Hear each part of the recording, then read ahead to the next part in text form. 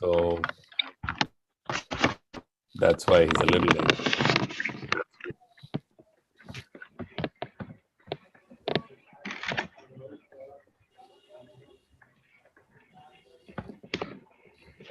Chris, Yes, Mark. you're keeping an eye on the waiting room, right? Waiting room is disabled. So nobody's Okay, in the okay. waiting room, and everybody comes here. All right. Once he logs in, I will see him, I hope. Sure. He tried logging once. He seemed to have got the wrong link. I told him again. Let's see. Hey, Sunny. Yavaradi, Sunny.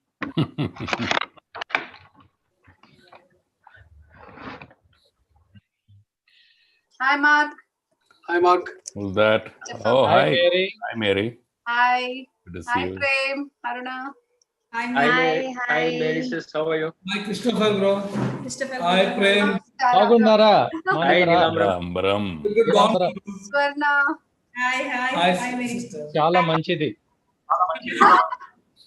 Good, bro. Hi, Your Swarna. Telugu is very nice, bro. Kada. Yeah.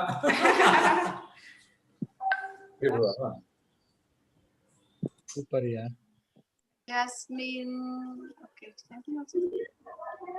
Hi, Rosario, bro. Dario. Hello, brother. We're also live on YouTube right now. So there are 24 people there. I can see that. Enjoy the fellowship, Zoomers, and watch the fellowship, YouTubers. Hi, Rosario, bro. Hi, good to see you. Hi, Christopher. Hi, Deva. Hi. Hi. Hi. Hi, Mary. Christopher, bro. Yes. Behind you, the screen, what you have just made it, or how is that? Yeah. Hand painted. Hand painted. Yeah, that's true. We did through a lot of hard work, got somebody to come and paint it up, and I don't, so Jumma. nicely all this. It's a screen, right? Screen. அவ்வளோ பெரிய ஸ்கிரீனுக்கு நான் எங்கம்மா போவேன்? But how did you think? Tell me, bro. 1 minute. Things is like just, Yeah, he's saying the passcode is not working. I don't know what's going on. We sent it by mail again. Hi, Deva. ಹೇಗಿದ್ರೆ ನೀವು ಹೇಗಿದ್ರೆ ಚೆನ್ನಾಗಿದ್ರೆ ನಾವು ಚೆನ್ನಾಗಿದ್ದೀವಿ. ಚೆನ್ನಾಗಿದ್ದೀರೆ ಊಟ ನಿಮ್ಮ ಊಟ ಆಯ್ತು ಆಯ್ತು ಊಟ ಆಯ್ತು ನಿದ್ರೆ ಮಾಡಬೇಕು ಊಟ ಅಲ್ಲಿ ನಿದ್ರೆ ಮಾಡಬೇಕು ನೈಟ್ ಮಾಡಬೇಕು. Good man. Hi, Rosario, bro. How are you? Doing well. Hi. Hi, Aruna. Good to see you. Good to see you, bro. Hello, David, brother. How is Helenaka? Doing well. Rachel, both are doing well. Okay. That's nice. Rachel must be grown up now. Yeah. Yeah. Who is here? Hi, Rosario. Hey, hi. Marcelino. Wow, Christopher, Oh, good to man. see you. So Hey, நீ என்ன Hi, Abigail. good How to are see you? you with a little one. நான் உன் Hi, பேரை நல்லா Abby. சொல்றேன், நீ என்ன கிறிஸ்டோபர்ன்றப்பா. Hey, Abby. Oh, I can see the little one. So cute. So nice to see you, Abby. Oh, man. Hi, Gerald, She's Margaret. sleeping. She just had Oh, milk. Little pie. Abby. Oh, Hi, Abby. Hi. Hello, everyone. can't believe, Abigail. Got to believe it. Can't believe that you have a baby. Oh, Abby's just baby. woke up now. You can call Abby's baby. Abby's baby. You got to believe, yeah. Hi, Yeah. Abigail. Good to see Preach it. you. Preach it, David. Preach it. Your little one. Point number 1. You got to believe it. Hey, Deepak, Abby. What happened there? No power, huh? He's He's at out? work. Is that work? Oh, yeah. Okay. Oh, you're at the balcony. So you're Mumbai in your ka mom's balcony. place. David, bro, we can't see you. So dark We need behind. support. I'm sitting in a jungle, yeah. Hey, he's in the Mumbai balcony backdrop. He's trying to show to us, but But can't unfortunately, see. people have switched off their lights. Hi, David. Good to see you. I'm sitting, I'm David, sitting in the you're- balcony where there's no. You're the light. You're the light in the darkness. Meeting over, guys. He's saving. Hi, David. He's saving electricity. Oh, hi, Monica. Hi. Where are you, Monica? Searching. Where is Monica? Where is that? Oh, iPhone. Okay. iPhone. Hey guys, All I right. can't. See you. Hi. Hi. Dr. Timothy, are you on Timothy's iPhone? Is that you? Yeah, that's Yes. me. But hey, All hey, right. listen up. Hey guys, stop. I can't get this to work on my laptop. I can only do it on my phone, and I need to somehow. The passcode doesn't work for some reason on my laptop. So when I go to the Zoom link, it asks me for the passcode, and the passcode won't work on my computer. Do you know what I can do differently? Hang in there. Let me see if I can disable the passcode for now. Yeah, we'll try that. Possibility, but I'm just going to check it nevertheless. Anybody here knows how to, I don't know if we can disable the passcode now. Bro, You can disable the password. Timothy, brother. Yeah. Yeah. David here. Bro, what I do basically, you have to go to the find. Go to the find and go to download. And in the download, you will have a Zoom. And you click on the Zoom. And then you enter the ID and the password. Okay, I'm on the downloads. I don't see Zoom on my downloads. Are you though. using Apple? Are you using Apple or Microsoft? I have a Mac. But, Okay, Mac. Okay. But Timothy, you So go already to the have a downloads. Zoom app, right? Wait. Okay, so if I go to Finder, is that what you want me to do? Yeah, download Zoom. I already have Zoom on my computer. I do this He a already lot. has, but his passcode is not working, is what he's saying. Okay, I'm then you looking got at- to just double click it. Open the Zoom app first and then to the join meeting. Okay. Okay, hold on. Even if I disable the passcode, it will be for the meetings that will be scheduled after this. Okay. Just hold on. Let me try. Okay, I have disabled the passcode. Can you try again? Sure.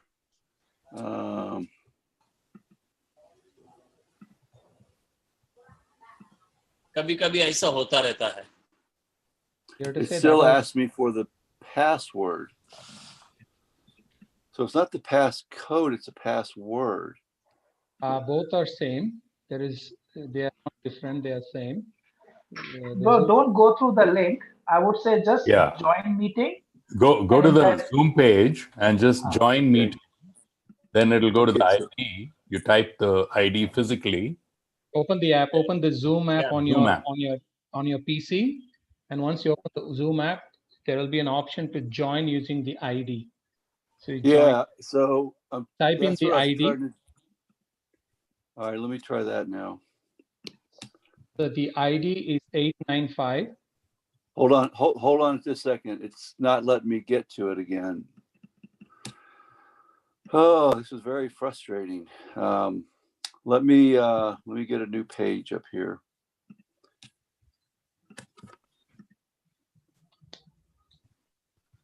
This Very is sorry. Already feeling that stress. okay. New meeting. Yeah. Join meeting, actually. Join. Yeah. Join Yeah. meeting, not new meeting. Join. Okay, and From then okay, so I've got the 895-6937-8575, right? Correct. Right. Yes. Hit And enter. then when I join it, ask for a password. Yeah. 259 Wait, what is it? 259 Mm-hmm. 428. 428. Yeah. It says password error. Is your meeting ID 895693785575? That is correct, right? Yeah, that is correct. But see, everybody here have used the same ID and Can you do it one more time? He's done it twice. But your phone has allowed you to join. That means the meeting ID Yeah, and that, is correct. There's no yes, to be that's done. very strange. Sometimes this shutting off the system and restarting again helps. Okay. Bro, can I Or say is it? something? Yeah. Mark, Yes. bro? Yeah. Yeah, probably, he can try connecting his phone Wi-Fi to the computer rather than the other Wi-Fi which he's using, because the signal will be different and probably that gives the way. So mobile hotspot can be used on the computer and then try to join the link. No, I don't think the Wi-Fi is the problem. Or is it possible that he Sometimes can the log network. out of the phone and try to do it on the laptop? Yes, log Double out of the device is not phone allowing. and give from the get the mobile network from the the mobile network to be connected to the computer, and then he does it. Like mobile hotspot is used instead. No, I'm saying something network else. No, Is it possible that two Mark, that won't devices? help. It's not No, allowing. we are using two devices in the same house. Oh, okay. I think just he needs to restart this computer. Sometimes Zoom app get hanged. So just restart the computer. Sometimes that hangs. So, Okay, let me do a Yeah, restart. I on it. agree with that. Yeah, just try. I believe Timothy, you you need can your basically system. restart, or you can That's what I'm doing. re-download the Zoom again. No, that's okay. He's trying to restart. Okay. Yeah, I'm doing a restart right now. I apologize, guys. I've never had this problem. I do many Zoom meetings. I know. Yeah, last time was And I've awesome. never had this before. It's never even asked me for a passcode before. It always just automatically connects. I've never had to put a passcode in there. And I get people from, Central America and Africa and all sorts of places. Yeah. Well, it happens. No worries. Everybody, I think patiently wait. If you don't mind, I'll put everyone on a mute at this point of time. Yeah. Conversation and reduce the stress. Hey, I was wondering how Dinesh was doing. Have you heard any recent news on him? Yeah. Sorry, Mark, you'll have to hold on. I've just muted everyone. I will unmute you, so you can unmute yourself. You can unmute and speak now. Okay. Yeah, he's I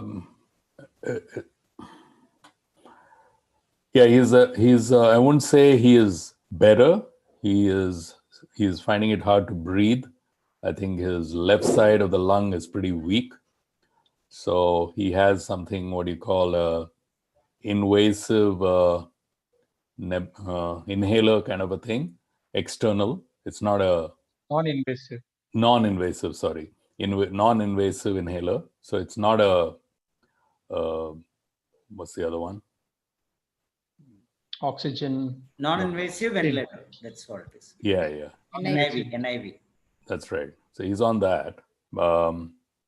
So his lungs have to be able to pump or take in enough oxygen and do that. That's not happening. So we're going to still continue to pray that his lungs get stronger. So that's the current scenario. But he's in a good hospital. He's getting the best treatment. All that is great. So that's the current status.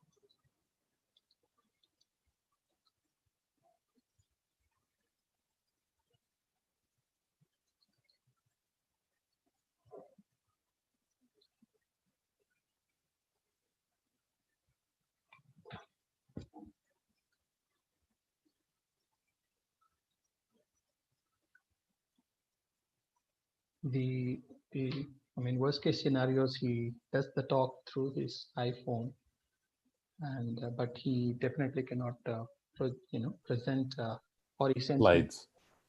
presented. Something like that we can do.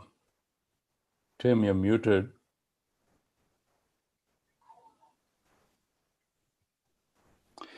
If I email you a PowerPoint, would that help? Could you Yes. share it? Yes. Yeah, sure. You can send it to me. I can send it to Chris.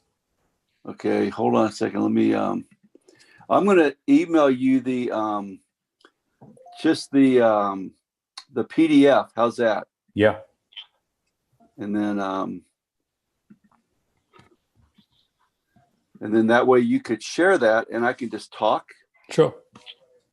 That can be done. Yeah, sure.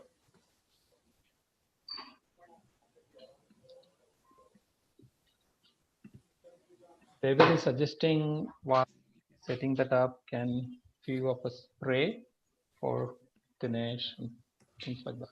Yeah, we could start that off maybe. Praying. Yeah, why don't you guys go ahead and pray, and then Yeah. let me work on this for a bit. Hold on, team. Yeah, you can unmute yourself. You could pray for Dinesh as well. Yes, let's pray. Father, we're truly grateful for this evening. Thank you, Lord, that we could meet again with our brother Timothy, Lord, this evening, just for this class. And what a privilege it is for us to learn, and what a blessing to be in kingdom, Lord, that we have our brothers who have experiences in so many diversified fields, and through which they can share the knowledge, and we all can benefit, my Father. So grateful. It was a blessing to listen to the first class, and even as we continue to listen to the class today, and also as we um, talk and all that. And I pray, God, that let your spirit lead each one of us, and also especially be with Dr. Timothy, and use him powerfully, Lord, this evening. And also, Lord, there are some technical challenges that we are facing right now, and I pray, Lord, that even that could be sorted out, and so that we could have a wonderful session this evening. We remember also our dear brother Dinesh, who's in the hospital, and I pray, Lord, that as he's still finding it hard to breathe, and as I pray, Lord, that you continue to shower your mercy and grace, and we want to hear the good news soon, Lord, of him totally recovering and coming out and sharing how great you are and how wonderful you are. And we want to hear the testimony from him as well. Thank you so much. Continue to be with us and guide us, continue to protect us. Help us to constantly look at you, and since you are the sovereign God and you're the source of everything in our life, and help us, Lord, so that we continue to trust you, Lord, and fix our eyes on you. In Jesus' name I pray.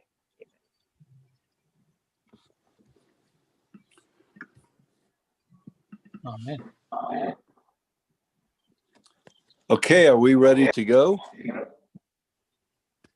Oh, sorry. Yeah. Well, did you get the PDF yet? Yeah, Mark?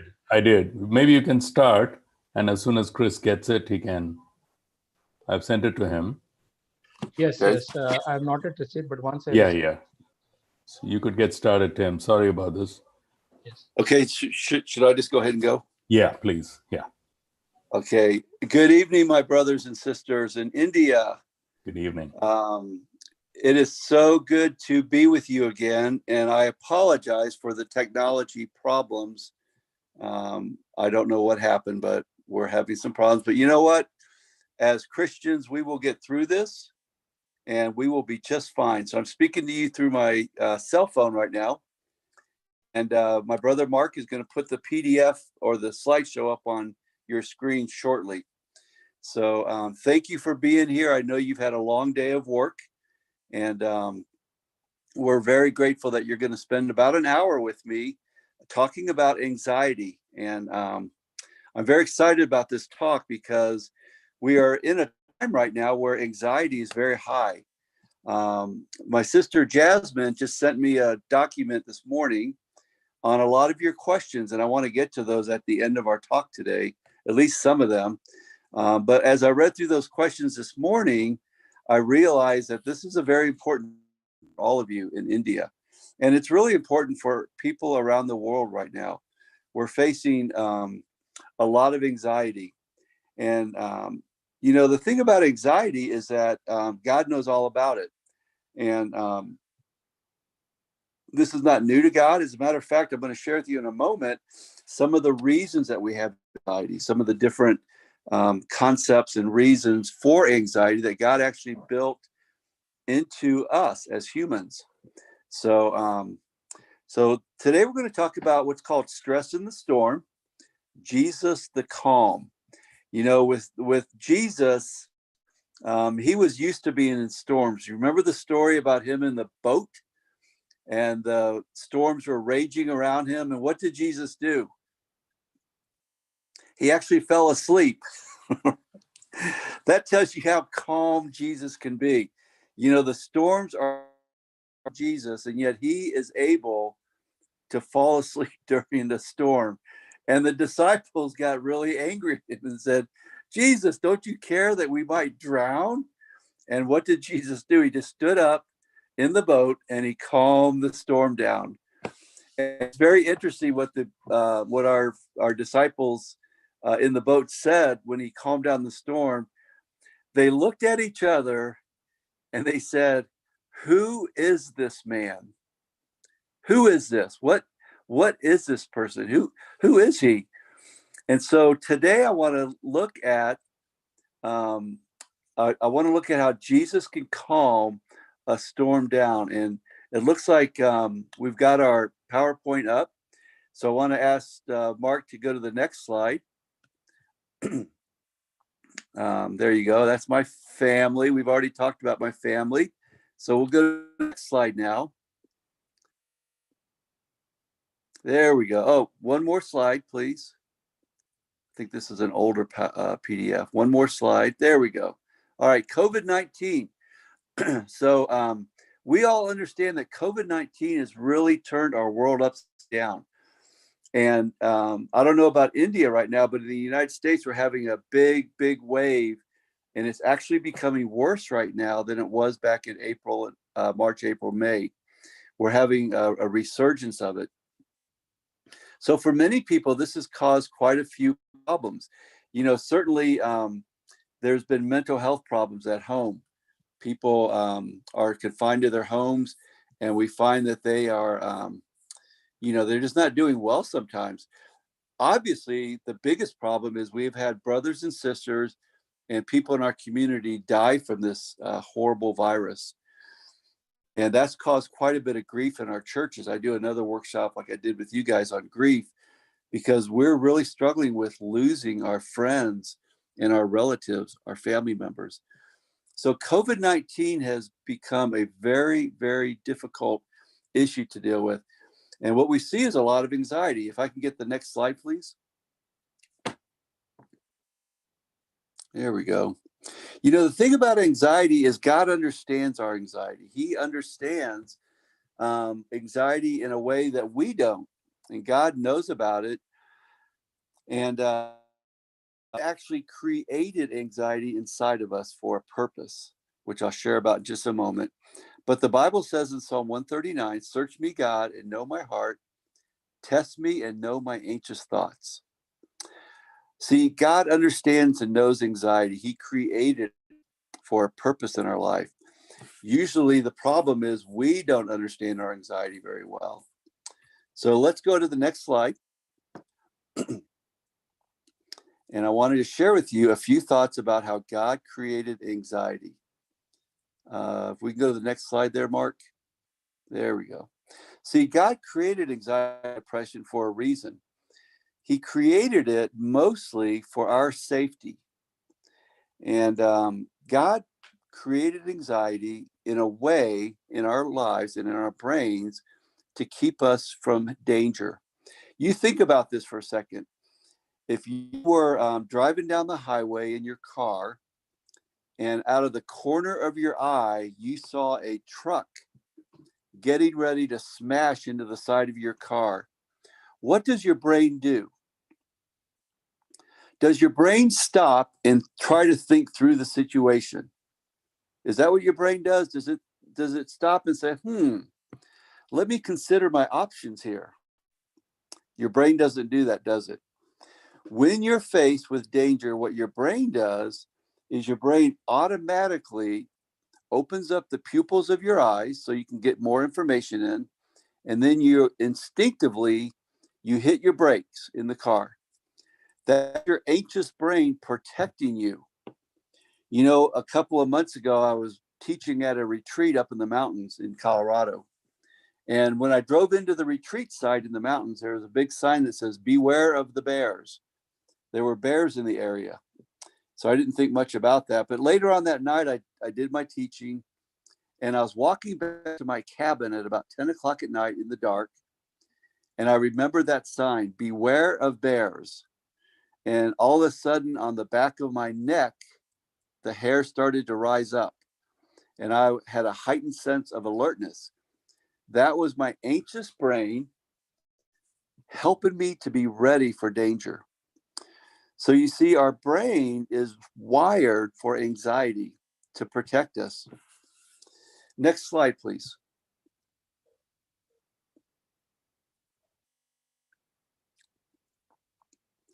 Hey, Mark, could you do the next slide, please? There we go. Now, although the brain is wired to protect us with anxiety, as you know, there's also danger with anxiety. You know, in the United States, we've had too many suicides in our churches because we're not paying attention to the mental health issues in our lives. If you have brothers and sisters in your church who talk about suicide or self-harm, please always take them seriously and get them professional help. I don't know about India, but in the United States, suicide is on the rise again.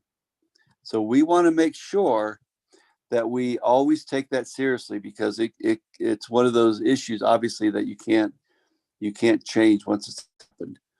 Also, with brothers and sisters and our friends, anxiety can cause distrust.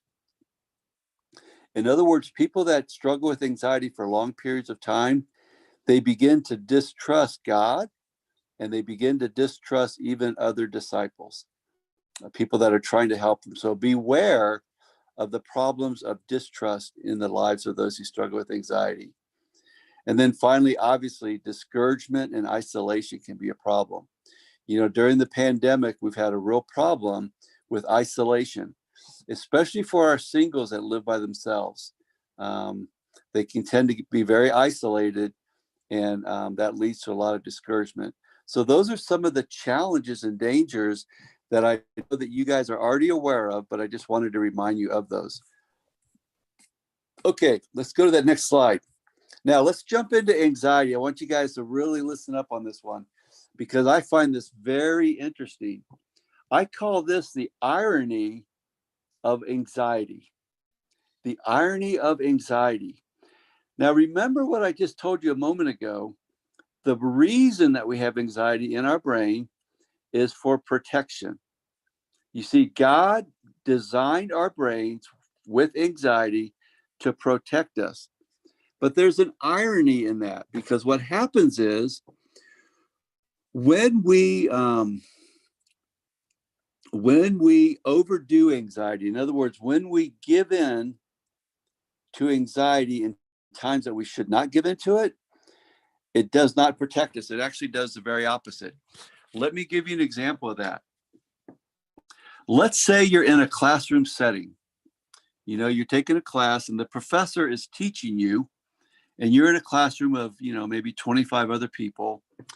And then let's say the professor is teaching, but you are not understanding the professor. What should you do when you don't understand the professor? You should raise your hand and ask a question, right? That would be very common to do that. But many of us in a situation like that, we might get scared. And what happens is we may get to a point where we say, I don't want to raise my hand because I'll look stupid. I'll look dumb. Everybody will think I'm not very smart. So we give in to our ancient brain, which is trying to protect us and make us so we don't look stupid, and we don't raise our hand. Have you ever done that before? You just sit there and you don't raise your hand because you're afraid to look stupid.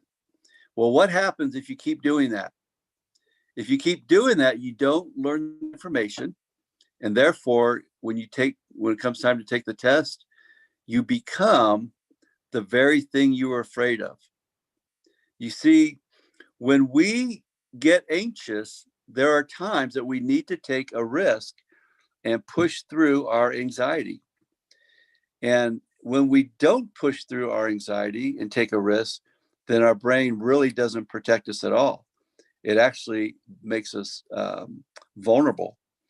So that's the irony of anxiety. While the anxious brain is designed to protect us, when we give into our anxious brain too much, it does the exact opposite. It does not protect us. It actually makes us struggle more. It's called the irony of anxiety. And it's quite a difficulty. You've probably experienced that before. When you don't take risk, then you don't grow. And your brain really isn't protecting you at that time. It's actually making things worse for you. Let's go to the next slide. The paradox of anxiety. So we talked about the irony of anxiety. Let's talk about the paradox of anxiety. You know, in the previous years, when anxiety first started getting big, what we did as researchers is we taught people to avoid anxiety. We would tell them, we call avoidance techniques. We would teach people to avoid their anxiety and get away from it, try to make their lives easier. But recently, the research is indicating that instead of avoiding anxiety, we should learn to conquer it. So that's the point I'm going to make the rest of the time today, is instead of avoiding it, we have to learn to conquer it. Because if we don't, there's a paradox that happens. And here's the paradox.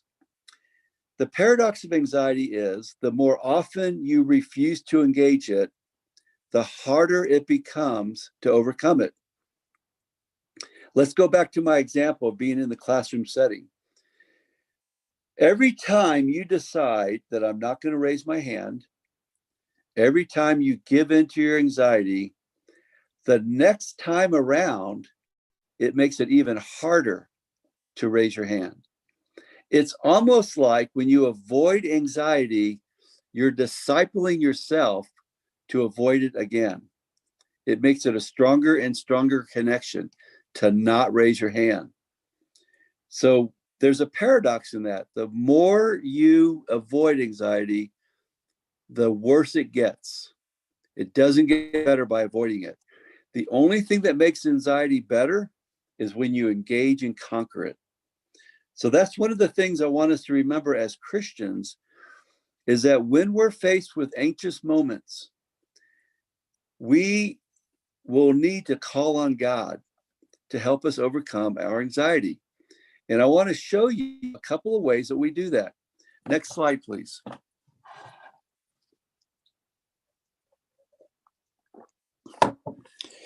You see, there's something that I want to make sure we understand is I really like this quote. I'm going to read it. It says, I can't change the direction of the wind, but I can adjust my sails to always reach my destination. Isn't that true in your life? There's probably areas of your life that you feel like you have no control over. Maybe you're in a family that has some dysfunction going on. Perhaps you work in a job where there's problems in the job that you have no control over. You know, perhaps you're in a relationship where things are not changing very much. You know, we can't change the direction of the wind, but we can always adjust our sails to reach our destination. I think it was Charles Swindoll once said this. He said, life is 10% of what happens to you and 90% of how you react to it. And that's what I want to finish up our talk today on is, you know, we can't change all the things that happen to us. Sometimes there's just misfortune or different things that happen, but we can always change how we react to problems. And I want to share with you a couple of thoughts on how we can react to our anxiety in a positive way. Next slide, please.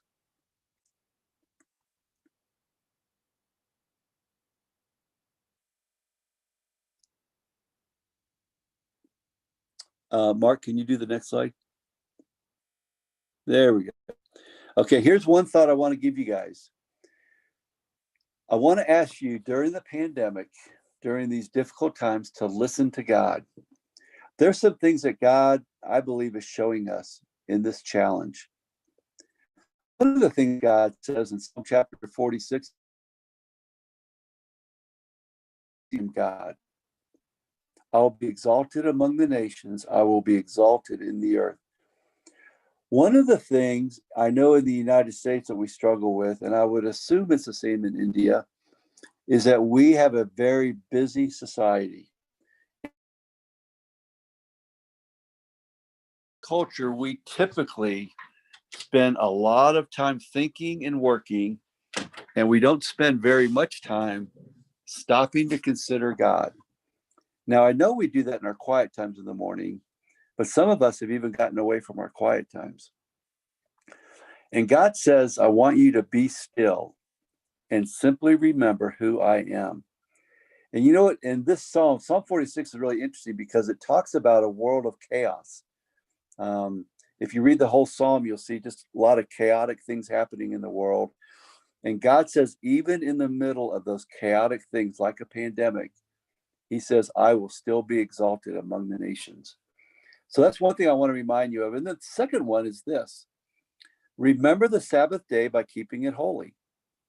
Exodus chapter 20. It's very interesting. That's one of the 10 commandments. And it's actually the only commandment that I hear people disagree with. All the other commandments, the other 9, people readily say, yep, that's right, that's right. Do not murder, do not covet, things like that. But when it comes to the Sabbath day, people just don't obey it. And we have all sorts of reasons. Sometimes we use theology to get around it. It's interesting to me, that command itself is the longest of the 10 commandments by far. Most of the 10 commandments are one sentence, like do not murder, 3 words. This one has 108 words in it. It's huge. It's like a whole paragraph in the Bible. And I think it's something that we've gotten away from, and it sends a message to God that we just don't trust him enough. I was talking to one of my fellow elders a few weeks ago about this, and he's obviously a very busy man. And when I told him about this issue of the Sabbath, he told me this. He goes, Tim, he says, I don't have time to take a Sabbath. And I wondered, I thought, what message does that give God? What message do we give God when we tell him we don't have time to do something that he commands us to do? There's a reason that God told us to take a Sabbath every week. Now, I don't know what your Sabbath looks like. I know for me, my Sabbath is spending several hours on Friday, yard out in the back area, and I go out there and I tend to the garden, I pull weeds, I do things like that. I don't know about your Sabbath. During my Sabbath time, every week on Friday, I'm able to be quiet and I'm able to speak with God. I'm able to think. I don't bring my phone with me. I have no other distractions. I simply think about God. It's where I get some of my best ideas for my workshops, is during my time of Sabbath every week. I want to ask you, before we move on, to consider a Sabbath every week. I want to ask you, it may not be a whole day. Most people do it in just an afternoon or perhaps a morning time where it's just them and God, and they're quiet and they're doing something that allows them to connect to God in a very special way. Okay, let's go to the next slide there, Mark. And I want to jump into something that This is kind of like the central part of my talk today. Okay, so I want to help you with some ideas about anxiety and how to overcome it. Okay, and these are things that you can definitely teach the people in your churches when they're having anxious moments. And as you know, I always love to look at Jesus, because Jesus lived out the very life of God. In other words, everything God commanded for us to do, Jesus lived it in front of us. And so here's another example of Jesus living out a way to overcome anxiety. So let's get into this. What I'm going to teach you right now is called calming strategies. And then after this, I'm going to teach you what's called coping strategies. Now, these have to be in order, okay? So when we're faced with anxious moments or even a life of anxiety, what we want to do are two things. We want to calm ourselves down, and then we want to cope with our anxiety. And it has to be in that order. Now, here's the thing, and we're going to see Jesus do this in just a moment. Remember that we have two parts of our brain. We have the anxious brain that has a purpose, but as we already discussed, our anxious brain sometimes overdoes it. And then we also have a loving, logical brain. In other words, we have a part of our brain that is logical and loving. And that's the part of our brain that we want to access at the appropriate time. So when you're anxious and your anxiety does not involve being safe, in other words, you're being anxious during time where you should be able to act, our job is to divorce our anxious brain and access our loving and logical brain. Let me tell you about a time that Jesus did this in perfection. So there was a moment in Jesus's life, I believe it was John chapter 8, where he was with the people, and the Pharisees, the religious leaders of the day, brought forth a woman who was caught in the act of adultery. You remember that story? And they threw her down in front of Jesus. And then they challenged Jesus. Actually, I think what they did, they orchestrated this event. I think they kind of set her up, is my guess. But they threw this woman down in front of Jesus, and they said, Jesus, the law says that we should stone such women. What do you say? Remember that? Now think about this for just a moment with me. Jesus had three very challenging events thrown at him at once. And it must have produced a lot of anxiety in his brain. Think about it. The first event was he needed to have compassion on a very hurting woman. This woman obviously had a difficult life and had prostituted herself. So Jesus needed to have compassion on her. He wanted to have compassion on her. Number two, Jesus needed to uphold a law that he had written. You see, Jesus wrote that law about stoning such women in the Old Testament. He was part of the Godhead that wrote that law. And then number three, Jesus had a bunch of religious men that he needed to help them to overcome their self-righteousness so they could maybe be with God someday. So three large challenges all at once: compassion for a woman, uphold the law that he had written, and help self-righteous men to overcome their self-righteousness. So you can imagine how anxious his brain must have been. Remember that Jesus was 100% human. He was a son of man. Have you ever been in a situation like that where all of a sudden you're called on to do something very difficult, and how hard it is to do that? Well, here is Jesus in one of those moments. You know, Jesus could have done several different things. If he had responded to his anxious brain, he could have turned around and woman, what were you thinking? How could you get caught doing such an act? Maybe he would have done that. Maybe Jesus would have gotten into a long theological argument about the Old Testament law and just confused everybody and be done with it. Or maybe he would have rebuked the Pharisees and said, "You brood of vipers, you horrible people, what's wrong with you?" You know, he could have done any one of those three things. But what did Jesus do? Jesus bent down and he began to scribble in the dirt. He began to write in the dirt. Now, the Bible doesn't say what I don't even think he wrote anything. I think he just scribbled for a few seconds. And then what happened is he stood up and then he did it again. It's really interesting. Jesus bent down a second time. It's in the Bible, read it. He bent down a second time and scribbled in the dirt. I believe what happened was the first time he stood up, he realized he wasn't ready yet. And so he did it a second time.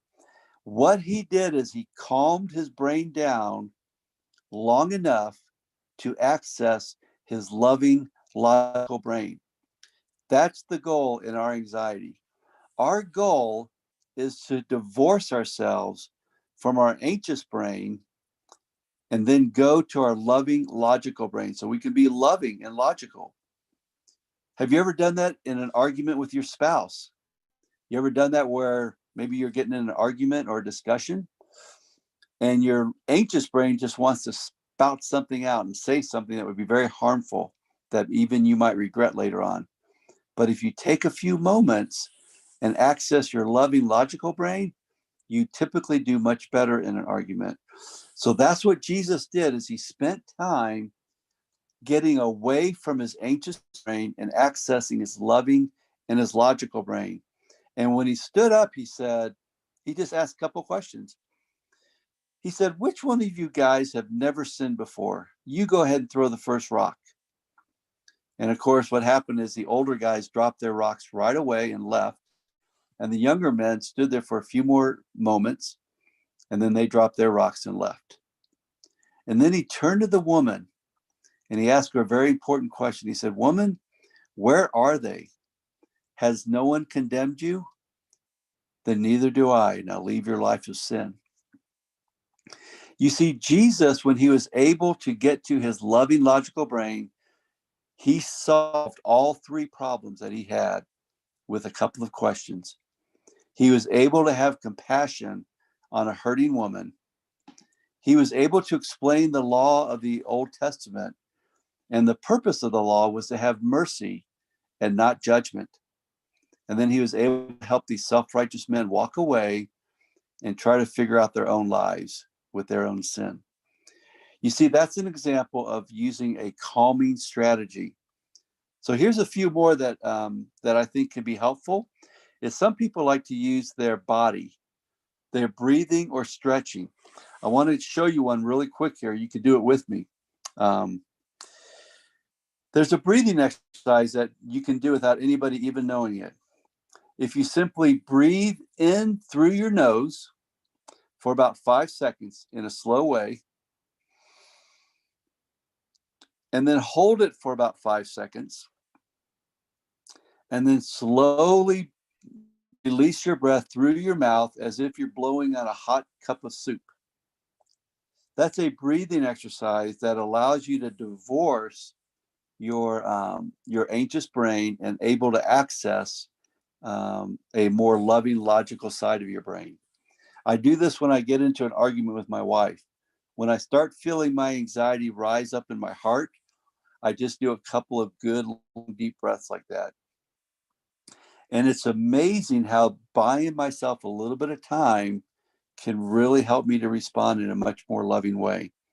Some people use stretching exercises where you simply tense up all the muscles in your body. You hold them tense for about 10 seconds, and then you slowly release the tension. And once again, you'll notice that it helps you get away from your anxiety and it helps you to access a more loving, logical part of your body. Some people use mindfulness.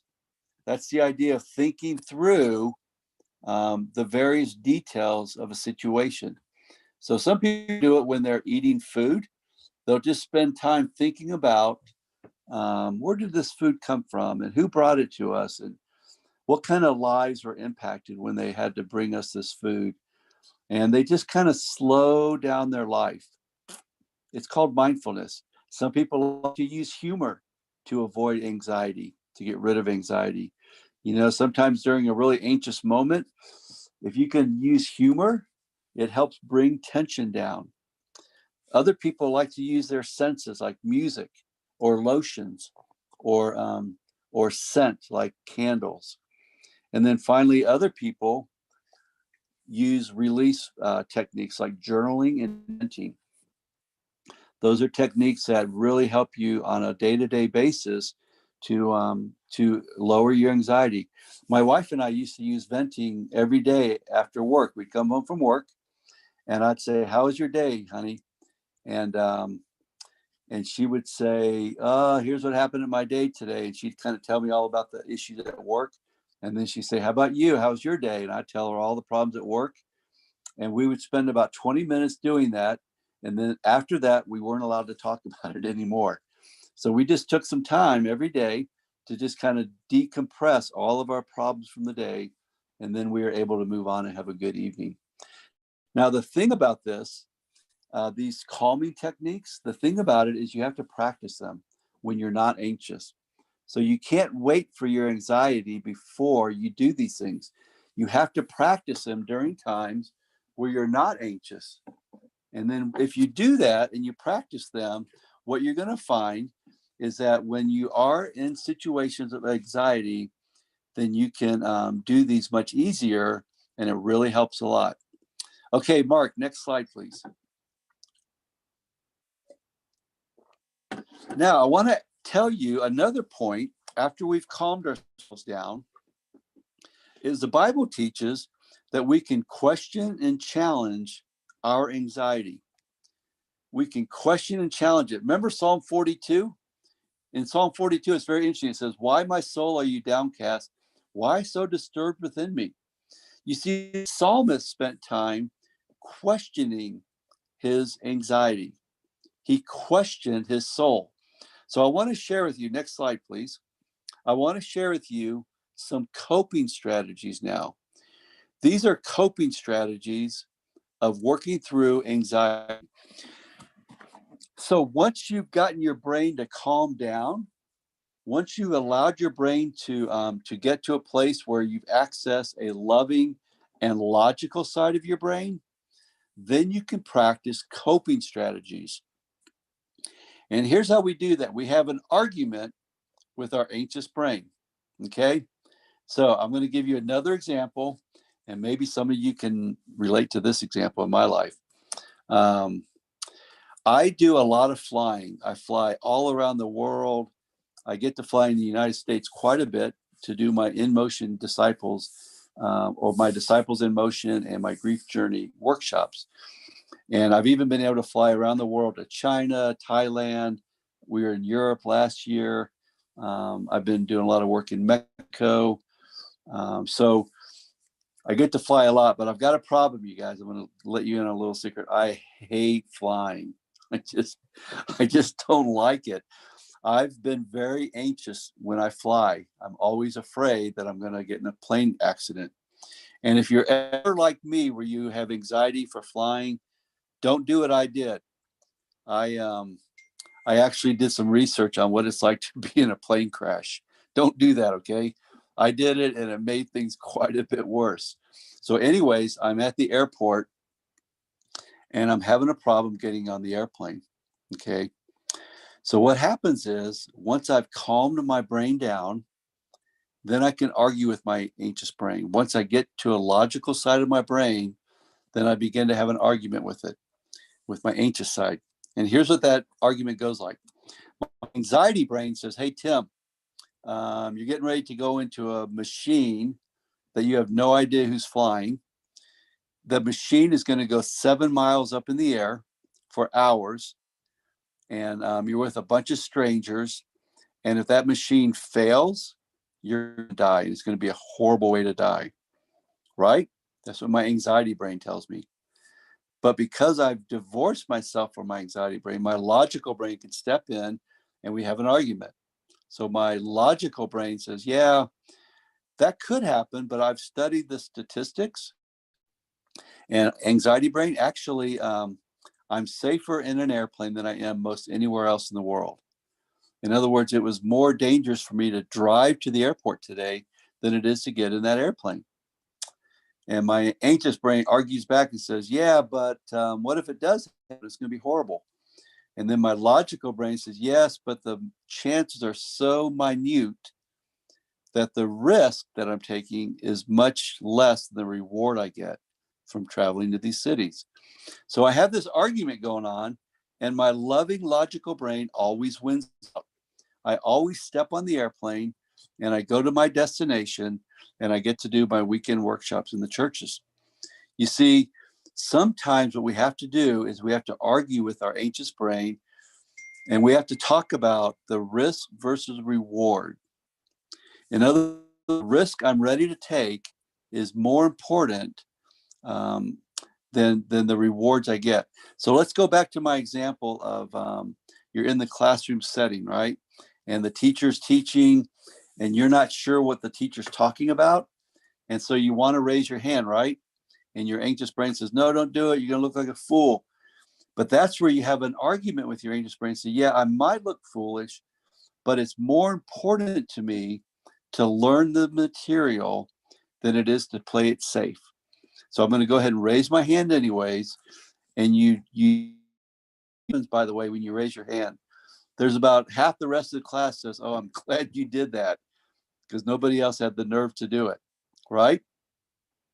So that's one thing you can do is you can have an argument with your anxious brain and look at the consequences of risk versus reward. You know, another thing you can do is you can negotiate exposure in anxiety. Here's another coping strategy is sometimes in anxiety, if you expose yourself to a little part of that anxiety and do that over and over again and increase the amount of exposure, what you'll find is that eventually you will you'll be okay. This happened to me years ago as a young Christian. You know, when I was first baptized about 40 years ago, the big thing then was to go door knocking. So in the United States, you go knocking, just go up to a door and you knock on it and then you just talk to the person in the house, right? You guys have done that probably. I was terrified. I did not want to do that. So what the guy that I was with, he said, listen, just watch me do it. So he would go up and knock on a door and I would stand off on the sidelines a bit, maybe off to the side a little bit, and I would just watch him. I would expose myself to a little bit of the anxiety. I wasn't doing any talking. I just watched. But what 3 or 4 times, by about the 4th door, I said, hey, let me do it. I want to do the next one. You see, if you expose yourself little by little to your anxious stimuli, you'll actually be able to overcome it many times.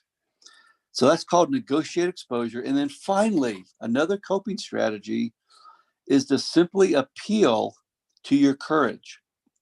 When you're being confronted with anxiety, you're not sure what to do, you may need to appeal to your own courage.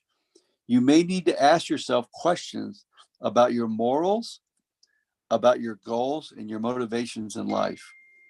You may need to have a discussion on what's most important to you in your life and then act upon that courage. You certainly see Jesus doing that during the most anxious moments of his life, especially at the cross where he was in the garden. Jesus was very clear that he did not want to push through his anxiety. He was very anxious about dying. But what did he do? He appealed to the morals, the goals, and the motivations. He said, not my will, Father, but yours be done. That's a good example of Jesus appealing to his morals, his goals, and his motivations in life. Okay, let's finish up. Next slide, please, Mark.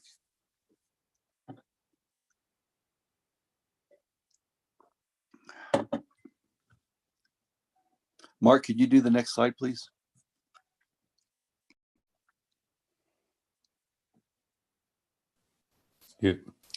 This one? Okay, not quite up. There it is. Good. Thank you very much.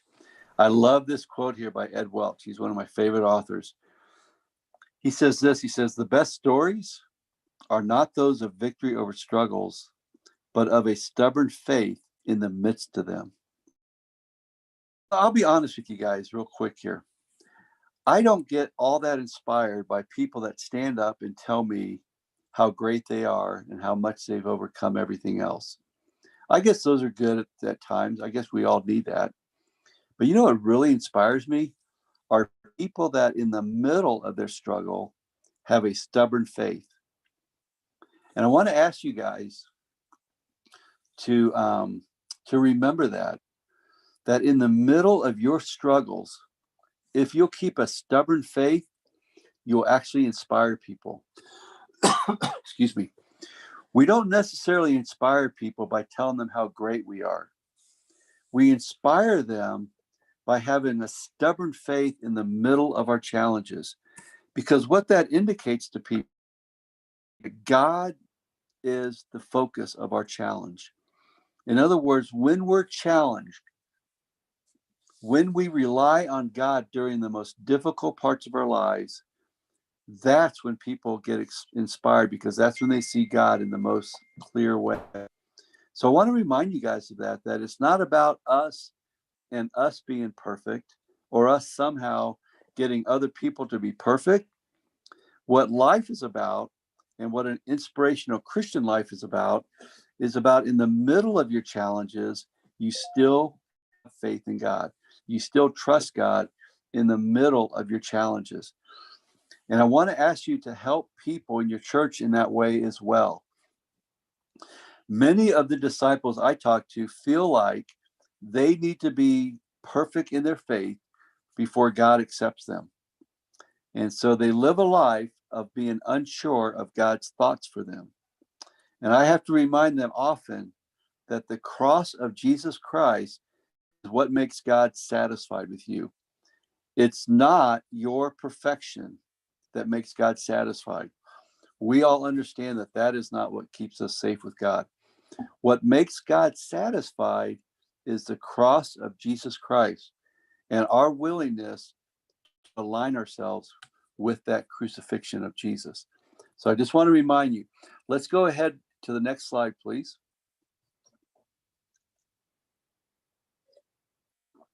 And as we close out, I've got a few more thoughts for you, and then we'll have some times for questions and answers. You know, I want to remind everybody about this. The church, I believe, is the perfect place for people to get better. Now, it's not the only place in the world. There are other places that people find healing. Certainly in professional counseling, they find healing. Sometimes in their own walk with God, they find healing. But I want to remind you that the church, I believe, is the perfect place for healing. Why is that? Well, first of all, it's safe and confidential. All right. The church represents a place where people can be open about their lives in a safe and confidential environment. Please, please, please do not share people's stories with everybody else unless you have their permission to do so. You know, too many times we listen to people's challenges and stories, and then we tell other people about that without their permission, and that can produce a real problem in our churches.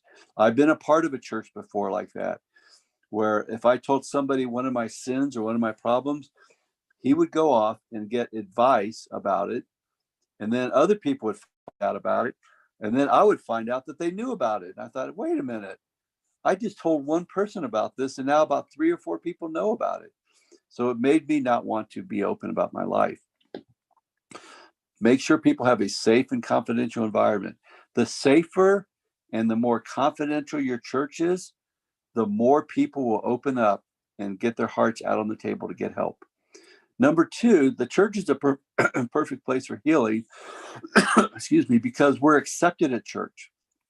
It doesn't matter where you came from. It doesn't matter what part of society you're from. We are all accepted as equals in the Lord's church. And I'm sure I can get a healthy amen for that one, right? We're accepted. You know, we're cared for. I like to remind people that you are cared for in the church.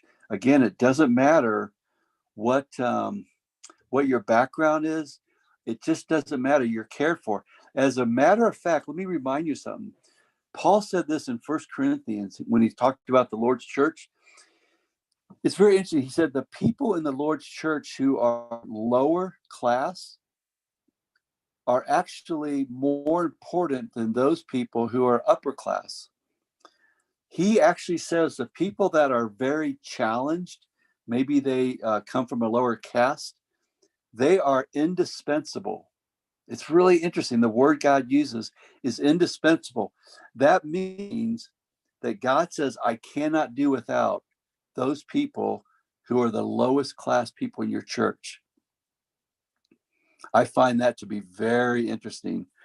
That's how the Lord's church is illuminated, is because we accept everybody. We're all accepted in the Lord's church, and we're all cared for. You know, there's another thing about the Lord's church that's really good, is we have purpose in it, right?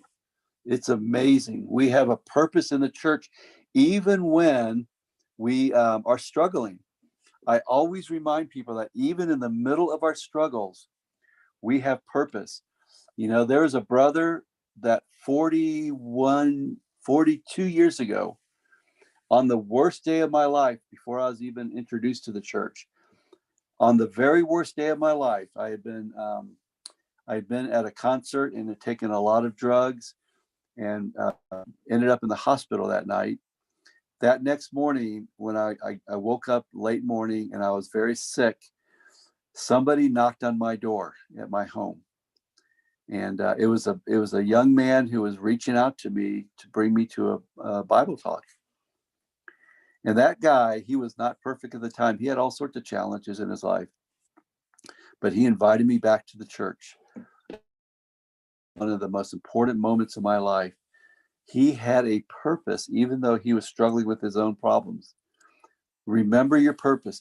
Remember that you're important in church, that we all have a role to play. If you lead a church right now, please make sure that every single member in some way feel the importance of being part of the Lord's church. It's vital that everybody has a role. When you have Bible talks, every member of that Bible talk should have some kind of role in the Lord's church, whether they're men or women. They should have different roles that they feel exhibit their importance. It really helps them when they're challenged with different anxiety issues. So we're then finally always listen to one another. I think I've already done my workshop with you on listening, right? And how important that is to do that. So next slide, please.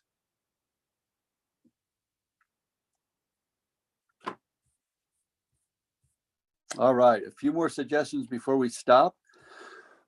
And then we'll have some questions. You know, a couple more things is always get your sleep and your exercise. You know, I'm reading a book right now called Why We Sleep. And here's the thing. If you don't get good sleep, guys, nothing else is going to work. It just doesn't matter. If you're not getting your sleep at night, your body's not going to respond to all the other ways you're trying to get help. So always get good sleep. I know that's hard for some of you go-getters out there, and you think it's really cool to get 5 hours of sleep a night. Let me tell you something. You're being less effective if you got 7 or 8 hours a night. I'm just telling you, the research is very clear on that we need to be getting our 7 to 8 hours consistently every night in order to be the very best we can. And think about it for just a second. When we get 7 or 8 hours of sleep, what we're telling God is this. We're saying, God, I trust you to take care of the things that need to be taken care of while I sleep. And the Bible even says that, you know, God works. Here's another thing that's really interesting. I think it's interesting. It's called a thought record.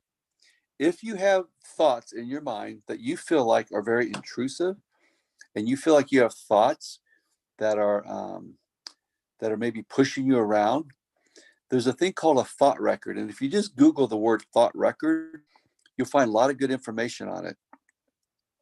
It's a very simple journaling technique that helps you to get a hold of difficult thoughts and change the way you think. So Google the word thought record sometime and just check it out. It's really interesting. Here's another thing to help you with your anxiety is shape your environment. Shape your environment. You know, we always tell people, if you're an alcoholic, then don't get a job as a bartender in a bar, right? There are things you can do to shape your environment. Look at how you live your life daily and ask yourself, are there things I can do in my environment that will make it better for me? To quit smoking, you don't want to be in a house where a bunch of people are smoking. You want to shape your environment. You want to work on things that you can't control in order to get better.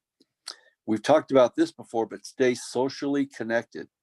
You know, and during the time of the pandemic for our churches, do everything you can to stay socially connected. Keep thinking about your church in a way, how can I get people to connect to one another? You know, are we using Zoom enough? Things like that. And then finally, nurture a dream. You know, we tell people at our Disciples in Motion ministry, it's a recovery ministry that many churches use, that even when you're trying to overcome a problem in your life, you should nurture a dream for God. You should have something on your mind or something you're working on that's bigger than you are. Even when you're struggling, something that's bigger than you are that God has to be involved in order for you to complete that dream. So nurture a dream. Okay, last slide, please.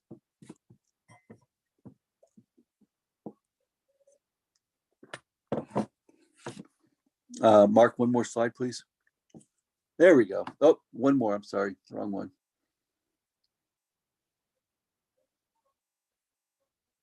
There we go. Okay. So in conclusion, with anxiety, let me remind you of a couple things. Number one, recognize and own your problem. You know, for some of us, we have anxiety and it wasn't our fault. Like I told you before, I have problems with anxiety.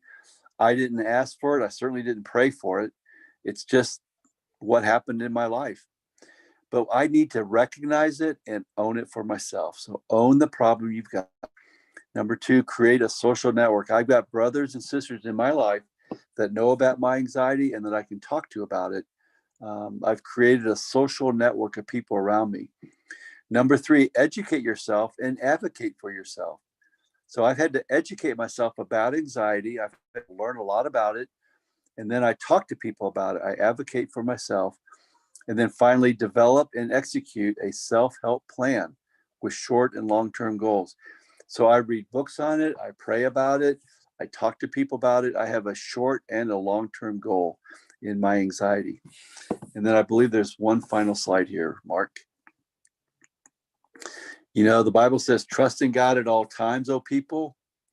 Pour out your heart to him, for God is our refuge. So that's my presentation on anxiety. And I am going to go ahead and stop the PowerPoint. And I would like to get some of your questions. So Mark or Jasmine, do you have any thoughts before we move on here? Yeah, thank you. Thank you so much, Dr. Timothy. It was awesome. It was really helpful. And what we have done is, as people have signed up for this webinar, on the sheet, we also had some questions that people could fill out. So we already have some questions, and I think there are enough questions. I hope you have time. So we thought we could ask those questions, which we already have. Sure. Is that okay? And I've got these in front of me, yeah. Okay, yeah. So my wife has kind of streamlined those questions and put them in some kind of an order, beautifully done. So we could do that. So the first question would be questions related to mental health, physiological or emotional. So one of the questions that are asked is, when do we know we need clinical treatment or clinical help? This is for mental issues, I guess. Right. Yeah, that's a really good question. When do we know we need clinical treatment? What are some of the clear signs of stress? You know, usually what we say to people is when when your anxiety and stress is negatively impacting your life and everything you've tried in a conservative way has not worked for you. Mm-hmm. So, for example, let me give you an example of that. When I was a young man, my back went out on me. I had a real problem with my back. And so I finally was able, after 3 days of laying on the floor, I was able to get to a doctor. And right away he said, "Oh, we'll just do surgery on your back." I said, "Aren't you going to tell me to lose some weight first or exercise or something?" So what we want to do is we always want to do conservative treatments first before we go to a professional. We want to do the things for our anxiety that can help us, that we know what to do. So have you read books yet? Have you prayed about it? Have you studied the Bible about it? Have you talked to other people about it? If you do all those different things, but it's still interrupting your life, then it might be time to go see a professional counselor. Mm-hmm. And then they asked, does stress affect your mental health and be the cause of depression or anxiety? It sure can be. Yeah. So stress, to me, stress and anxiety are very similar. I think stress is a response of our body to our anxiety. It's the way our body's trying to cope with anxiety. I'll give you another example. A couple of years ago, I had a real problem at my job that I worked, a full-time job. And it was very damaging problem. It was a relational problem I had with another person there. And my body felt very stressed because I thought I might lose my job. And so what happened was I came home every day for about 3 or 4 days, and I went straight to my basement and I turned on my TV. And I just sat and watched TV for hours.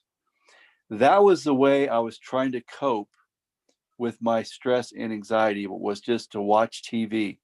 And as you can imagine, it didn't help me very much. I told my discipler about it a couple of weeks later, and he said, "Brother, why did you talk to me about this?" And I told him, I said, "Greg, there's nothing you could have done for me. It was just a problem that was out there." And he said something very important. He goes, "Tim," he said, "I probably could not have done a single thing for you, but you need to be able to talk to other humans about your life." You see, I was reacting to my stress in a very unhealthy way by just watching TV. Other people, maybe they eat too much food, or they maybe go drink a lot or something like that. What we want to do when we're challenged with depression, anxiety, we want to talk to people, and we want people to listen to us. And that's very therapeutic, by the way. As we all know, that's what discipling is. It's one human speaking to another human. So anyways, so I just encourage people to, before you get professional counseling, to get out there and do all the things that you know to do first. And then if nothing is working and your life is still being damaged by it, then go see a professional. Here's another one. It says, how much stress should and can a person handle? That's a good question. How much stress should and can a person handle? Again, it depends on the person, right? Some people are able to handle quite a bit, other people not so much. Again, what I say is when it begins to interfere with your normal life, when what is normal and reasonable for you is interfered, and perhaps it's hurting other people in your family, then I think it's time to bump it up and maybe get some more help in that area. So that's another question. Here's one: how to handle stressful situations without being angry, discouraged, and overwhelmed. So this is where Jesus, we just showed that, right? He took time to divorce his anxious brain from his loving, logical brain. Sometimes when I'm in a stressful situation, I have to walk away for a while. My wife does this sometimes. If we're having an argument, she might just say, "You know what, I need a few moments." And she'll walk away, maybe even for the evening. and then we'll get back to it tomorrow morning kind of thing. There are times where your engagement in a problem can make things quite a bit worse. And then obviously with this one about handling stressful situations, Christians have that opportunity to always pray. It's amazing to me when my wife and I are struggling, if we'll just sit down and hold hands and then pray, it's amazing how much it helps us. So holding hands with your spouse and praying can be very helpful. Or if you're in a situation with a brother or sister, to stop and pray with them can really help get away from some of that discouragement. So what are some practical steps on how to train your mind not to get anxious over a situation? Again, I think the problem isn't getting anxious about a situation. I think anxiety, like I said, is kind of normal. It's how we react to our anxiety that is kind of the key. So I wouldn't worry about feeling anxious. Again, that's pretty normal. I get a lot of phone calls of people that are struggling with things. We got a call a couple of days ago about a young woman in one of our sister churches here in Colorado who died unexpectedly. I felt quite a bit of anxiety over that. That's normal. How I react to it is my choice. Okay, so feeling anxious about something is okay. Jesus felt anxiety quite a bit. It's not sinful to feel anxiety. It's how we react, and that's what my workshop was on today, is reacting in a proper way. Why does stress work itself into an emotion that we feel doomed from the moment we wake up in the morning? And how can we make that feeling disappear? That is a really good question. That's so hard on whoever wrote that question. I want to let you know I'm really sorry to hear that that's happening in your life. That's a very difficult way to wake up in the morning. That would be an example of needing some professional help, because that is obviously interfering with your life when you wake up in the morning and you feel doomed. So I would ask you, if you've done everything else you can, some people pray as soon as they wake up, they get out of bed and get on their knees right away. So that's an example of once you've done everything you think you can do and you're still waking up with a sense of doom, please try to get some professional help if you can, or at the very least, gather about yourself more people to discuss this issue. Here's a question. I am 54 years. I have some physical challenges, but mine is so active and wants to do so much. Body doesn't cope with mine. Please advise. Isn't that the truth? I'm sorry. I'm 63, and that's definitely a challenge, right? I mean, our bodies are wearing out, and sometimes our bodies wear out before our minds do. What I would encourage you to do is go with it. Obviously, take as good a care of your body as you can, exercise and eat well. But maybe you need to shift into using your mind more often. Maybe it's time to start writing more. Maybe you spend more time on the phone with people to help them. There may be some things, my wife is 59 now, and she's not able to drive at night very much because of her eyesight.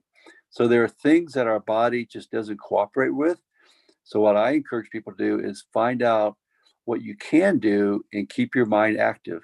So there's some things you might be able to do that don't involve your body as much, but you can certainly keep doing your mind work. Let's see here. Okay, after knowing the stress and anxiety issue, thoughts are not able to control, makes you feel like you're weak, a loser, and a failure. Though I am getting back to acceptance of who I am and my weakness. So here's the thing, guys. Here's somebody who feels very accused, and they feel very blamed and guilty.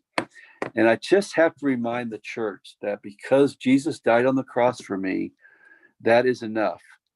In other words, even in my sin, God still accepts me because he looks at me through the cross. And we just don't talk enough about that in our churches, that we are saved and we are right with God because of the work done on the cross, not because of our work. And what I find, brothers and sisters, is the more we talk about that, the more eager and motivated we are to be different. Sometimes people say, if you talk too much about the cross, then we're all going to get lazy and take advantage of grace. But what I find is just the opposite happens. The more we talk about the cross and the more we talk about God's grace, the more motivated we are to change and be different. And so I just have to remind you of that issue there. Okay, let's go to part 2, questions pertaining to the Bible and the church or ministerial experiences. What does the Bible say about stress? Why do we stress so much? You know what, guys? I don't know. I think it's all throughout the Bible. It's just the human nature that we have.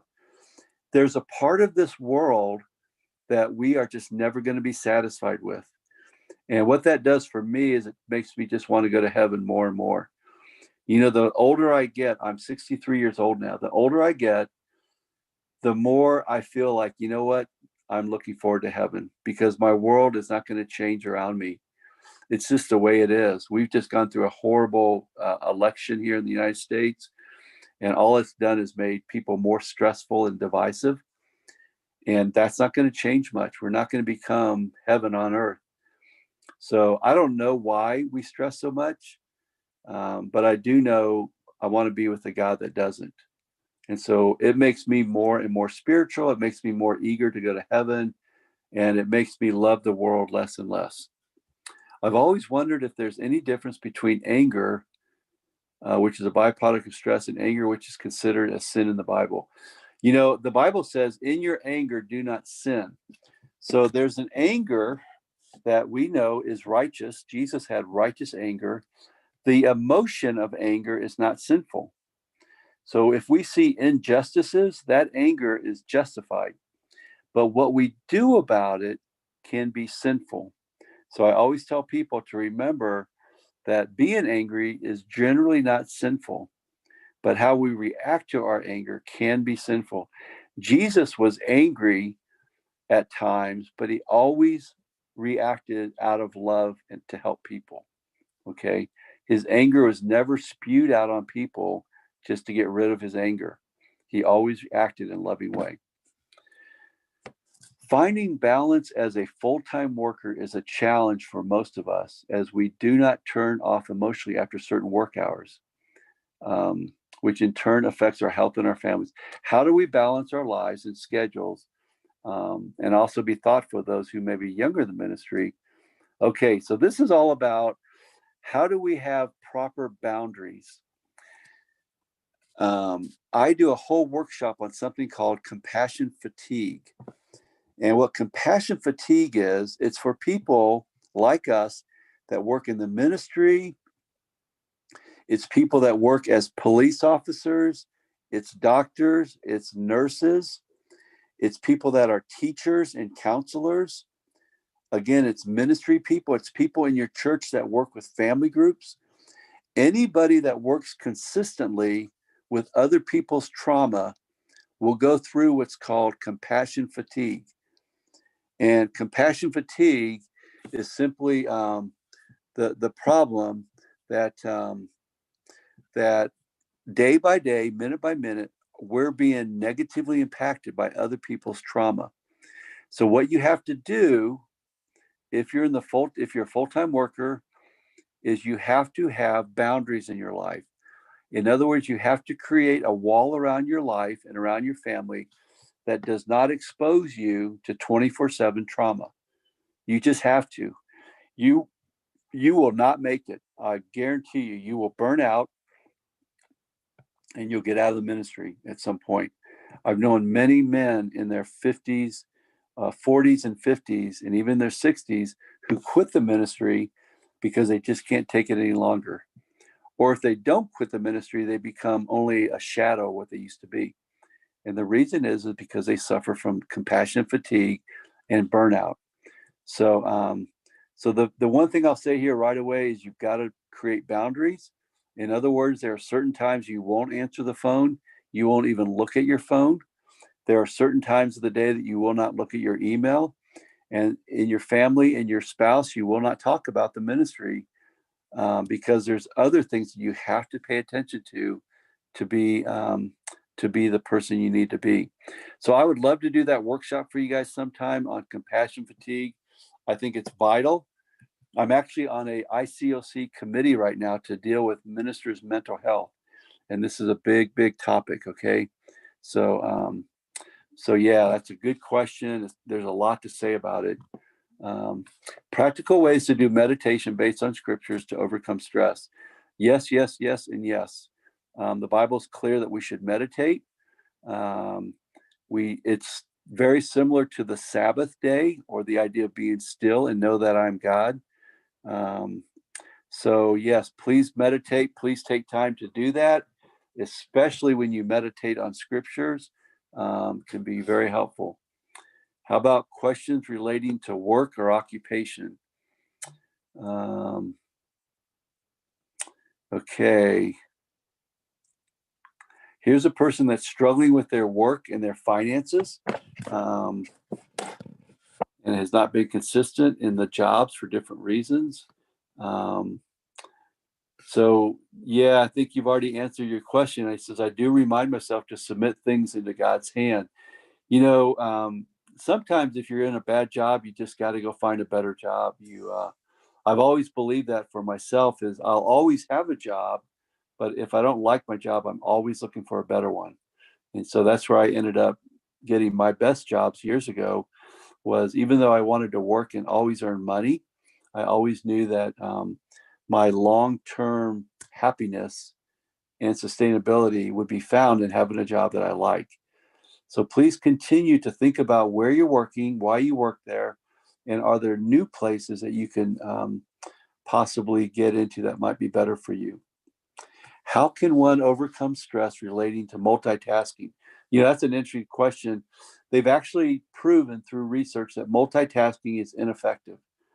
Basically, when you multitask, as humans, we're unable to do that effectively. Now, you might be able to multitask, but I'll tell you, it's not a very effective way to do things. So what I tell people is try not to multitask. When you multitask, you're not able to concentrate and engage in either of the situations you're doing. You're only halfway there. And when you're only halfway involved in a situation, it just doesn't work out well. So try not to multitask, okay? I've learned that myself. I've done workshops where I'm also trying to answer emails during my workshop, things like that. It's just not good. So I've learned that if God gives me a task to do, I'm just going to focus on that one task and be really good at what I do. And then I'll do the other one later on. How to cope with financial stress. Well, that's a whole workshop in itself, guys. And I'll just say two things. You know, you may want to get another job and increase your finances, or you may look at, are we living beyond our means? And oftentimes in the United States, that's the problem, is people live a lifestyle that goes further than their financial means are. There's a man called Dave Ramsey. He's a Christian man who has a lot of good work on finances and Christianity. His name's Dave Ramsey. You look him up on the internet. There's a lot of free information out there. But yeah, you may need to work on that. And then finally, there's some questions here pertaining to relational conflict. So this will just take a few minutes and then we'll be done. How would you define, describe, explain situations when one stresses out in terms of submission, surrender, humility versus discerning right or wrong? The wrongs getting in bad books of people for the latter of this. Okay. So they ask a question here about people that stress out because of submission, surrender, humility. So here's what I'm hearing in that question. And I'm going to just say some things that might, I don't know, it might disrupt you a little bit, or you may disagree with me. That's okay.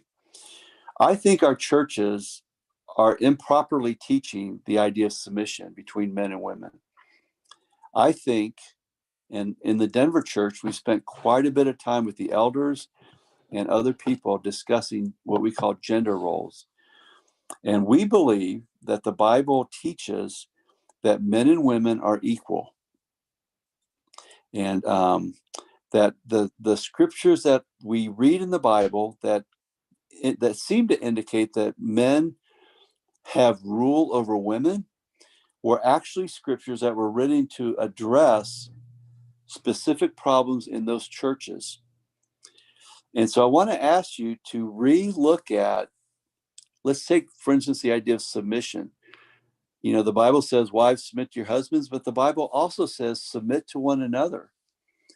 So what that means is we should submit one to another. In other words, men don't always have the final say in a household. So my wife and I, we live a life of equality in our home.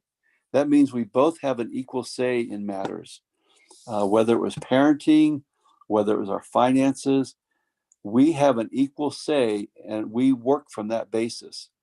So, you know, this is too big of a topic for me to get into right now, but that's my thought on that one. When we are stressed, and if someone is adding on to it, how to communicate with that person without reacting to that person. So again, that's a really good question, because when we're stressed, we tend to react out of our anxious brain. And what we want to do is spend enough time calming down so that we can have a reasonable and rational conversation. So again, what you may need to do is, if you feel like you're reacting to somebody in a negative way, you may want to take a time out. And you might want to say, let's go for a walk and talk about it in an hour from now. And that gives you time to kind of relax your brain, think through issues, and then come back. Okay. So again, the idea is to divorce yourself for a little bit from your anxious brain. A couple more questions. After knowing the stress and anxiety issue, thoughts are not able to control, makes you feel like weak, loser, failure. Oh, I already answered that one. Okay. How to overcome from emotions and how to move on from people that we've loved before. You know what? That's a good question. How do we overcome our emotions and move on with people that we've loved before? You know what we do a lot of is we just say, listen, I forgive you. If God forgave me with all of my sin, then I forgive you. There's just no other way around it. The way we love people is we forgive them. We help them to understand that I do not hold a grudge against you. How do we do that? We look at the forgiveness that we've had in our lives, right? We've been forgiven, so we forgive other people, and that helps us to love much. Jesus says, he who has been forgiven little loves little, but he who has been forgiven much loves much. And all of us have been forgiven much. So that's how we love other people. Handling stress from outside home and family is tolerable and easy to get over. But when it's in a family, how do we handle and make peace with our lives? Isn't that the truth, right? I tell people, you know what? You get to choose your friends, but you don't get to choose your family, right? I get to choose the people I go hang out with. So I don't usually hang out with people that I don't like very much, you know? But with my family, I don't get to choose them. So we just talk about it very honestly. We just say, listen, guys, we're family.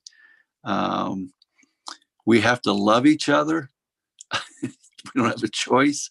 And so what that does, it forces us to work through our issues. You see, I'm not forced to work through issues with my friends.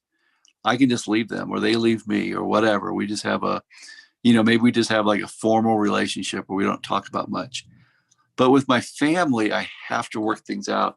I cannot afford to not work things out with my family, because these are people I live with every day. I mean, my wife is somebody I get in bed with every single night. So we can't afford to not work stuff out. We have to work things out. So that's how we make peace in our lives, by engaging our stress. We got to engage it for what it is. And then we just start talking through it. And we have a lot of grace, a lot of forgiveness. We put humor in the middle of it. And that's how we work stuff out. Okay, here's the final question. These are great questions. By the way, these are very challenging questions for me. Here's the final one. I'm staying in a joint family, but now since my kids are growing up and they need some privacy, we as a couple also are not having freedom or decision that we can take. Now we want to stay as a nuclear family, but my husband's not willing to take us separately. Okay. It's got a lot of stress, loss of sleep, dysfunctionalities, sometimes even misunderstanding in marriage. Please give a solution to come out of this. See, this is hard to answer because India has a different culture than America. So, but I'll give you an example of something that's happened in my life. And maybe this will help you. I don't know. In America, what's typical is once you turn 18 or so, you leave your family home and you go build your own family. And that's very normal that once you're 18, you go to college and then you go get a job and you get your own apartment or your own home. And then people, they just visit each other. But that's not true in all cultures. For instance, in Mexico, where my son-in-law is from, it's very normal for a young man to get married and then to live in the same home as his parents. It's very normal to do that in the Hispanic culture. So I'm not sure about in India what's normal. But recently, my daughter and her husband, he's a Mexican kid. They moved back here from China with their baby. They had a baby here, my grandchild, and they live in our home now. And they're probably going to live here for several years for different reasons. We built a basement apartment for them. But even as they live in our home, we have to stay separate at times. In other words, we have to respect each other's separateness because they respect the fact that my wife and I want to have our time alone by ourselves so that we can kind of have our marriage without the family, because that's important. But then there's other times that we really want to be with them. And of course, we want to be with our grandchild. So I think it's something you have to talk about. You have to respect one another's wishes. And usually if you talk long enough about it and pray about it, the Lord will give you an answer to it. But please, please, please take enough time to talk through it as a family and as a married couple. I don't think it's the kind of thing that a husband wants to put his foot down and say, here's what we're doing, whether you like it or not. I don't think that's very healthy, nor is it biblical. I think this is an important enough comment or question to spend much time talking through it and praying through it and allowing the Lord to give you an answer for it. So those are all the questions you gave me. Man. Those are great questions. Thank you very much. Thank you. Thank you so much for taking so much time to answer each of those questions, and brilliant answers. Thank you so much, bro. And once again, I just want to apologize for the technical issues that we faced today. I'm sure we'll figure out what went wrong so that we won't have that problem again. Yes. Just a quick announcement. We are having Dr. Tim Sumerlin talking to us again next Friday, 8:30. So if you're not registered, next Friday, 27th. So please, if you're not registered, please do so. And so we will get to hear a lot about the much needed information about the grief journey.